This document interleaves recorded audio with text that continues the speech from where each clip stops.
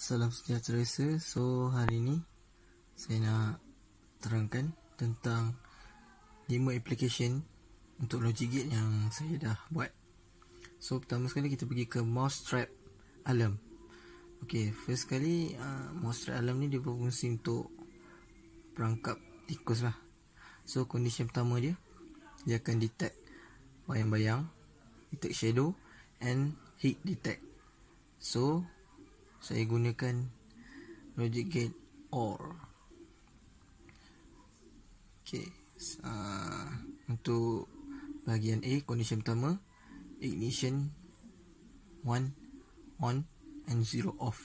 So apabila dia detect bayang, dia akan on, dan kalau dia tak ada apa-apa, dia off lah. Sama juga dengan B, heat detector. Dia sebenarnya kalau detect tikus tu kan dia keluarkan haba. So kalau ada detect haba, dia akan on, kalau tak ada off. So yang kita output dia, okay, output pertama saya gunakan, dia akan keluarkan electric shock. Okay, so bila idea dia, bila tikus sampai kat kawasan tu, dia akan kena electric shock lah. Okay, seterusnya lepas dari electric shock, dia akan output seterusnya. Saya gunakan Logic Gate done dan output buzzer. So dia akan bunyi. So lepas tikus tu kena electric shock, dan buzzer pun akan berbunyi. Okay, untuk Logic Gate on ni di table dia, kalau salah satu je on, maksudnya satu, so buzzer ataupun output dia akan on lah. Itu dia punya Logic Gate on untuk table. Okay, seterusnya kita pergi ke House Flooded Alarm. Okay, ni khas untuk rumah-rumah banjir, selalu banjir. So dia akan detect water. Okay, condition pertama dia akan detect water. Dua dia akan lebih daripada 5 minit lah. Maksudnya kalau dia kesan air tu dalam masa 5 minit kekal sama je ada air, so maksudnya dia baru dia akan bunyi. Dan condition ketiga adalah low temperature. Maksudnya daripada room temperature dia drop lah. Okay, output dia kita akan guna buzzer ya, sebab dia alarm. So dia punya application dia untuk Logic Gate, kita akan gunakan Logic Gate N. So untuk A, dia detect water detect, ignition 1 and 0. So kita letak timer Okay, dan temperature detector. So kalau below room temperature dia on, kalau room temperature dia off lah. So output dia adalah buzzer alarm. So bila semua ni akan semua on, barulah dia akan berbunyi. So ini adalah table dia. Untuk A, B, C dan X adalah output. So kalau salah satu je on, buzzer tak akan bunyi. Tapi kalau semua ada, maksudnya semua on, semua satu, barulah buzzer akan ataupun output akan berbunyi. Okay, seterusnya kita pergi ke safety ironing alarm.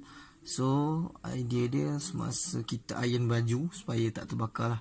So condition pertama dia, iron is on, dan dua dia adalah the iron does not move more than 70 seconds. So kita akan letak timer lah. So output dia adalah buzzer. Jadi ni adalah application dia. A adalah ignition on 1 0 off. Iron on, iron mesti on. Okay, seterusnya B, kita letak timer dia lah. So kalau dia tak bergerak dalam masa 70 second, kita letak timer. So kalau dia tak bergerak, does not move, 1 on. Kalau dia bergerak, so dia akan off. So ni adalah table dia. So kalau salah satu je on, so buzzer tak akan bunyi lah. Tapi kalau dua-dua on, maksudnya A dan B on adalah 1, so dia punya buzzer barulah 1 juga, sebab dia Logic Gate N. Okay, seterusnya adalah earthquake alarm. Earthquake alarm ni, okay, dia mengesan, orang kata, gegaran lah. So output adalah buzzer. So condition pertama adalah vibration detector. Yang duanya adalah vibrate more than 3 minutes. Okay, so ID dia adalah vibration detector. A, 1 on 0 off. Okay, B dia kita letak timer lah.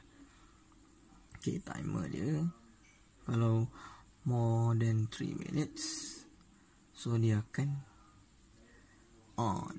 So, kalau tak dia off. Masih off. Okay, tu untuk dia punya table pula sama, sebab kita gunakan logic gate AND. So apabila dua-dua on, barulah buzzer akan berbunyi, barulah output dia akan on. So kalau salah satu je, tak akan berbunyi. And last kali kita pergi ke fire alarm. Fire alarm, okay. Condition pertama adalah smoke detector. Dia akan detect high temperature. So untuk logic, kita gunakan logic gate OR. So salah satu dia akan berbunyi lah. So kalau dia kesan smoke on, kalau tak kesan off. High temperature je on, room temperature off. So output dia adalah buzzer.